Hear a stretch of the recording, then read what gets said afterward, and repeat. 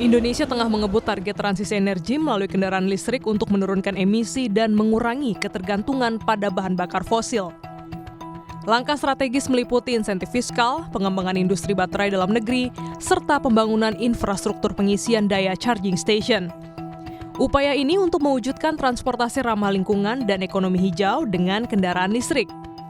Pada awal April lalu, saat meresmikan pabrik kendaraan listrik di Magelang, Jawa Tengah, Presiden Prabowo menegaskan dengan memperbanyak kendaraan listrik, Indonesia tidak perlu impor BBM lagi.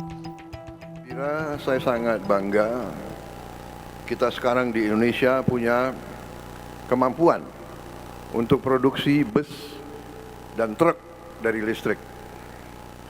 Ini sangat-sangat penting dan memang rencana kita, saya berharap di tahun 2028 kita akan produksi secara besar-besaran mobil sedan dari listrik. Namun, kebijakan ini berada dalam fase baru. Kementerian Dalam Negeri mengeluarkan Peraturan Menteri Dalam Negeri Nomor 11 Tahun 2026 yang tidak lagi mewajibkan pemberlakuan pajak 0% bagi kendaraan listrik. Pasal 3 ayat 3 tidak menyebutkan kendaraan listrik sebagai objek yang dikecualikan. Artinya, mobil dan motor listrik masuk dalam objek pajak kendaraan bermotor. Terkait hal ini, Gubernur Jakarta Pramono Anung menyatakan tengah menggodok aturan terkait kendaraan listrik di Jakarta. Yang kedua yang berkaitan dengan kendaraan listrik.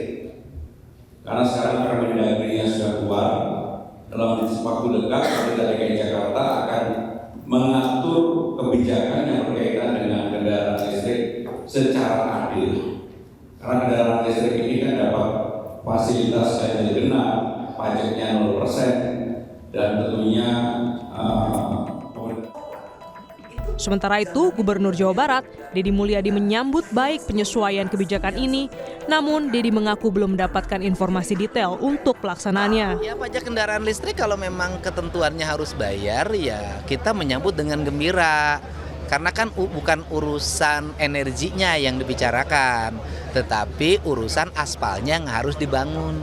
Nah, aspalnya itu kan sumbernya dari pajak kendaraan bermotor kalau di Jawa Barat. Persentasenya udah ada besarannya Pak? Sampai sekarang belum dapat informasi yang detail.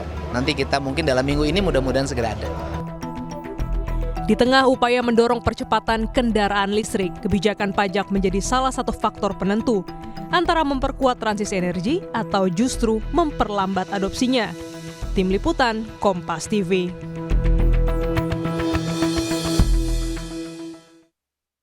Saudara, pasca dikeluarkan Peraturan Menteri Dalam Negeri Nomor 11 Tahun 2026 yang terbaru pada Kamis 22 April, Menteri Dalam Negeri menginstruksikan seluruh gubernur di Indonesia untuk memberikan insentif fiskal berupa pembebasan pajak bagi pemilik kendaraan listrik. Hal ini tertuang dalam surat edaran pemberian insentif berupa pembebasan atau pengurangan pajak daerah mencakup pajak kendaraan bermotor dan bea balik nama kendaraan bermotor. Adapun pemberian insentif untuk kendaraan tahun pembuatan 2026 dan sebelum tahun 2026 telah diatur dalam pasal 19 Permendagri nomor 11 tahun 2026.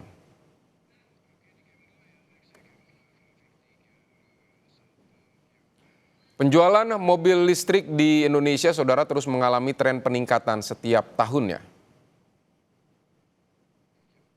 Kami perlihatkan kepada Anda datanya, saudara, di tahun 2024 penjualan mobil listrik lebih dari 43.000 unit yang terjual. Sementara peningkatan signifikan terjadi di tahun 2025, lebih dari 103.000 unit mobil listrik terjual. Sementara di tahun ini pada kuartal pertama di Januari 2026, 10.000 mobil listrik terjual. Sementara di Februari 2026 juga meningkat mencapai 12.000 dan Maret 2026 lebih dari 10.000 unit.